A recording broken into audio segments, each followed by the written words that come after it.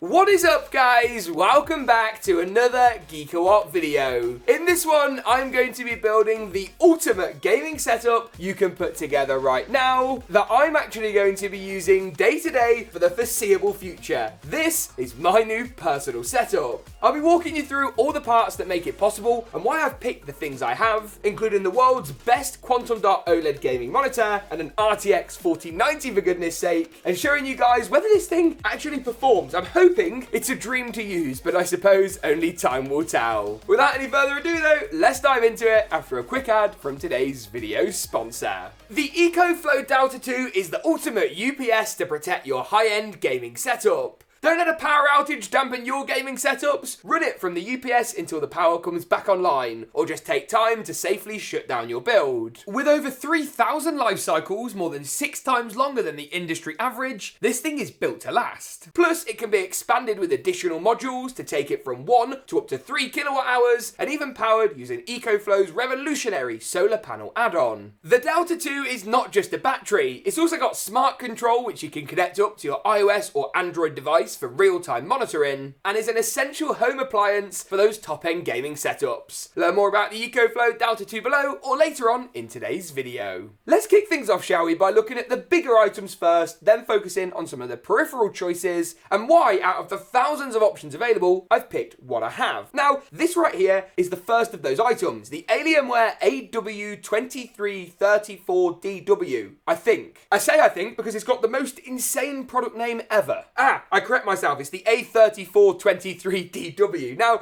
the name is not particularly catchy, but the feature set on this panel certainly is. It's 3440 by 1440, so you've not quite got the resolution to drive of 4K, but you've still got a lot more pixels to drive than 1440p. It combines a quantum dot and OLED panel overlaid on top of each other, giving you the fast response time and vibrant colours you get with a quantum dot panel, and then the colour accuracy and the deep blacks afforded to you by an OLED. Plus, its adjustable stand, incredibly thin bezels, and a 165Hz refresh rate make it awesome for gaming. Is this thing expensive? Yes, but a spoiler alert, today's setup is not exactly cheap. Now, to drive a monitor like this, you've got to have some high-end hardware, and I will admit, I've probably gone slightly overkill. Now, this beast contains an i9-13900K and an RTX 4090. You see what I mean about going just a little bit overkill? Now, the 4090 at the moment is the best gaming graphics card on the market, and with this panel supporting G-Sync Ultimate, it's kind of a match made in heaven. Plus DLSS 3 for me is a nice win. However, I will admit the new RX 7900 XTX looks like it might be a better value proposition than this, so keep your eyes out on our website where we'll compare and review both. You'll also find in here, as I say, that i9, it's loaded with cores and threads. You've got nearly 6 GHz base clock, but of course we can overclock this a little bit to get it just over that 6 GHz mark. Built inside a Deepcool case, actually a bit cheaper than I realised, but I like its aesthetic, I like the mesh kind of combination at the front, and a Deepcool 360mm cooler. I wanted something that was going to be pretty quiet in my setup, that I wasn't going to hear too much, and this fits the bill really nicely. Couple of sleeve cable extensions from Easy DIY Fab, and a Corsair power supply with the new 600-watt cable add-on, so I haven't got to have a dongle, really complete the system for me. 32 gigs of memory, a 2TB WD Black SN850X for incredibly fast Gen 4 NVMe storage, and this thing just fits the bill. We'll be uploading a very similar build guide to this on the channel very soon, using the same case and many of the same components, so make sure you get subscribed and turn notifications on so you don't miss it. Now, to be honest with you, the upcoming 4080 would be a better match for a monitor like this to save some cash. I'll be honest and say that really, no one actually needs a 4090. If you're video editing, which I do from time to time, it can be useful. And of course, the AV1 encoder we're starting to see is also super beneficial for content creators like myself. To be honest with you, and I'm going to cut the crap here, the main reason I've gone for the 4090 is just the best graphics card ever. I mean, who doesn't want, if you can, to have the best graphics card ever? Because I've dreamt of that for years, and the moment's finally come, and I'm going to grab it with both hands, even if I don't really need it. Anyway, on that point, we obviously need some nice peripherals to combine with the setup. And how do you choose peripherals that do a setup like this justice? And if I'm being honest with you, the ones I've chosen, while fantastic, are probably not the ones you should choose. Let me explain. Now, the mouse is a fantastic plastic design. This is my daily driver, hence it's a little bit mucky. And it's the Corsair M65 RGB Elite Wireless. Now it's got adjustable weights on the bottom, which I like. I like a heavier mouse. I'm not a fan of these ones with holes in and super lightweight. This is going to work perfectly for me. And it's wireless. I've tried to go for wireless peripherals across the board. I hate cable clutter. I hate wires. And yes, there's maybe a bit more interference and maybe a little bit more delay, but the tech's got so good nowadays, you can't fault it. One of the things I love about this mouse, it's slightly larger for my slightly larger hands, but also is just nice for day to day. It's not the best FPS mouse, but it's a good all-rounder, and it's going to work well for most scenarios. I'll be coupling it up with this. Now this right here is the ROG Strix Scope RX TKL Wireless Deluxe Edition with ROG RX Red optical mechanical switches. Now ASUS, you've got to streamline your naming schemes a bit, but those of you who have watched the channel for a while will probably be able to understand why I've picked this keyboard. Aside from obviously the basics like double shot PBT keycaps and nice switches, it's also a TKL design. I've never been one for using the number pad. I just can't get in the rhythm. I just like a smaller form factor. I also like one with a wrist rest, and of course it's wireless. It's got Bluetooth, but we won't be using that. We'll be using the 2.4 gigahertz connection. This thing is gorgeous. I've been waiting to get my hands on this for a while. The time has finally come. Look at that. I wasn't actually expecting to double up on any of our peripherals and go for the same brand, because what are the chances of that? However, ASUS recently really impressed me with this, their ROG Delta Wireless. Now I like this because it's got good integrated microphones where you haven't got the boom, it's just got the two inline mics, which actually sound really good once you get the software right and sorted. You also get this nice black and white design, there's not too much obnoxious RGB, and of course it's wireless. It's actually USB-C wireless, and I've had a play around before this video with this little dongle. Oh god, whoa, nearly. Now this USB-C dongle is great because I can plug it into my laptop when I'm out and about, as that only has USB-C port, so that's a nice bonus. And although the adapter is a little bit of an awkward size for a motherboard rear I/O, as it actually takes up quite a lot of room, it does work tremendously well. I don't like having to rely on Bluetooth, and frankly, the latency is just too high anyway. I can forgive a 2.4 gigahertz connection, but not a Bluetooth one. This thing is also PS5 compatible out of the box, which is great, making this just a really great fit for my use case. I think that's what this all comes down to, is how this actually lines up with what you want to use them for. If you want a keyboard that's got Bluetooth so you can use it, I don't know, at a train or take it around a friend's house without the cable faff, then this will work great. Same with the headset, you've got 2.4 and Bluetooth on here, so it's great to see ASUS give us the choice of both. It is a little bit expensive, but it sounds great. The audio quality on this for a pair of gaming headphones is pretty extraordinary. For a setup like this, as I say, it's all about, for me, trying to build the best thing I can put together. And that's where this comes in, the Elgato Facecam. Now, I'm someone who, for work, goes on quite a lot of conference calls, talks to friends on Discord and Skype all the time. Yes, can you believe it? Some of my friends still use Skype. And that's where a really, really solid webcam comes in. I don't know if you could even call this thing a webcam, to be honest with you. It's a bit more advanced than that. It's the Elgato Facecam. One of my massive gripes with webcams over the years, including the likes of the ones from Logitech, the C920 and 22 Pro, is that they use crappy sensors with crappy software. This doesn't. It's got a full-on Sony sensor. It's full 1080p HD, 60 FPS. I think I saw recently they brought a 4K version out. I've been bamboozled. They've beat me to it. But you know, I'll live with 1080p. One thing I like about it as well is you can also change manually the shutter speed and the aperture and all of the ISO settings in the Elgato Facecam software. And the reason I like that is because it eliminates flicker. You can control exactly at what exposure you want. And the focus is fixed, meaning you'll never be out of focus. I hate when webcams like seek and try and find focus. Something like this is just a much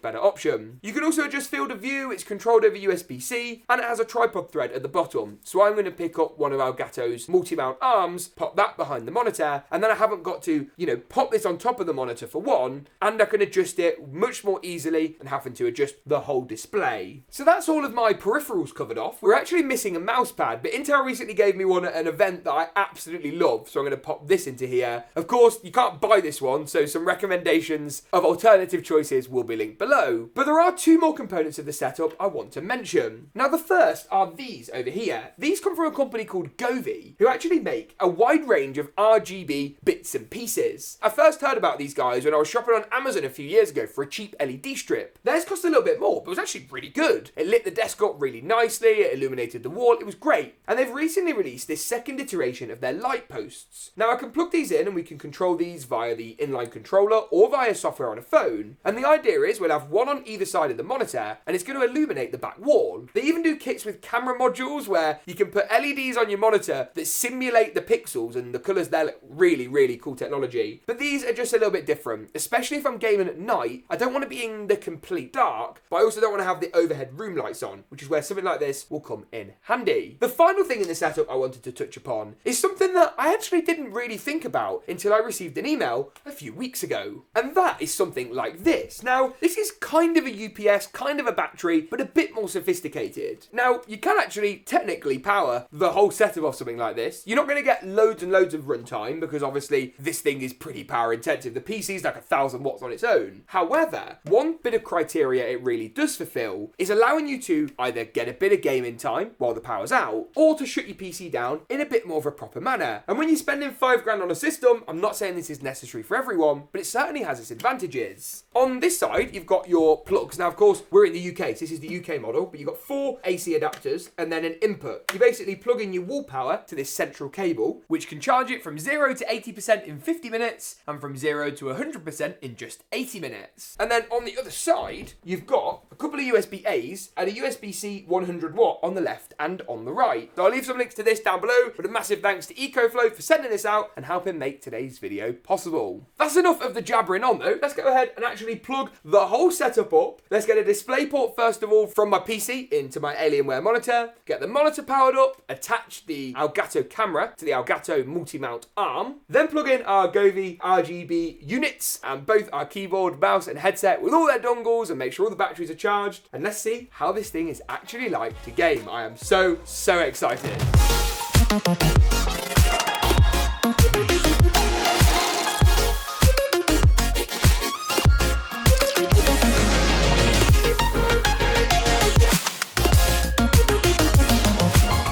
Setup's all working. I've got all my lights going. I can even customize these. Have a look. Look at all the colors. Look at that. Look how cool that is. That is amazing. Especially in the dark. This setup is going to look incredible, ladies and gents. Anyway, what we are going to do is we're going to jump into a bit of F1 2022 first of all. I've picked up the controller, so you guys will have to forgive me, but this is a game where a controller is certainly necessary. Settings, we're going to go graphics, make sure everything is set to the ultra high preset. We're going to crank this thing to the max. This setup cost a fortune. We might as well be able to play all of our games at maximum settings. While I'm here as well, I'm also going to jump into the video mode and make sure that everything we want is enabled. So DLSS is on, which is good, onto performance mode. Let's turn on frame generation as well and make sure everything else is just as we like it. Cool, we'll come out of that and then we will have a go at a proper race and see what kind of results this setup can achieve. All the video you're seeing, by the way, is recorded from the Elgato Facecam as well. This isn't the Pro, not the new 4K one, just the bog standard Facecam, the boring one, I'm sorry, but it looks great. The gaming are the results that we're most bothered about, so let's take a look at what we can get. And here we go, Formula 1 2022. Let's see what you are made of. Great little start. Frame rate so far looks way better than I was predicting. I was thinking 150 FPS was probably quite likely on this config. Oh no, 214 frames per second. No less than 214 frames per second. Wow. Visually as well, the game looks great. I mean, you can never fully portray it on camera just how good it looks, but the Quantum Dot OLED panel on this thing has won so many awards. It's like the monitor that everyone in the tech YouTube world talks about as being the elite choice for those who want the best of the best. The colours are so vibrant, so rich, yet the response time just feels really, really good. Oh, that's outrageous! Oh! Oh my goodness! Whoa, what a move! Oh, no way! Oh, that's unbelievable! Yes! Yes! Oh, yes! No! Yes! No! No! No! Yes! Yes! Yes! No! No! No! No! No! Yes! Might as well say yes and no repeatedly in a random order at this point. Yes! But of course, Formula 1 2022, as much fun as I'm having, a lot of fun right now, it's not the only game that you guys want to see the performance of. So let's dive into a couple of other titles, mix things up, and see what results we can achieve there. Now then, if we look at the graphics settings, we've got the high preset all the way through. We've got DLSS, frame generation enabled as you'd expect. Everything else set to high or ultra. And of course, the video settings are 3440 by 1440, maximum FPS and VSync both disabled. You want to disable them whatever game you're playing. Now, I will use the benchmark mode for this one just because it gives us a more repeatable result, and you can also see some graphs on your screen of how this stacks up against other systems as well. So I'm spoiling the frame rate a little bit, apologies, but I think if this runs as our previous data suggests, you could just about to be impressed. Okay, 190 FPS. The reason I wanted to try this game, I'm a big fan of games that are very visual. We'll look at some first-person shooters in a moment, but this is a game that really thrives off being played on an OLED or a quantum dot, or in this case, both gaming monitor. 193, 194 frames per second. So happy with this. Cyberpunk was one of those games that was just released a little bit too early, a bit before its time. 2 years later, release it today with all the new hardware. I think it would have been a different story for CD Projekt Red, but maybe the game's making a comeback. I mean, I'm featuring it, we're playing it again, so you never know. Similar performance to Formula 1, slightly lower frames, 195, 196. Now, you might be wondering, James, I can see the MSI Riva Tuner frame rate, but why is there an in-game frame rate that's lower? Well, the in-game frame rates haven't been updated yet due to a bug to actually account for frame generation. What DLSS 3 does is it kind of splits all your frames up and adds another one in between using AI to guess what's going to be the difference. Visually, you can't really tell other than the frame rate being higher, but what it means is you actually get double the frame rate to what the in-game counters are suggesting.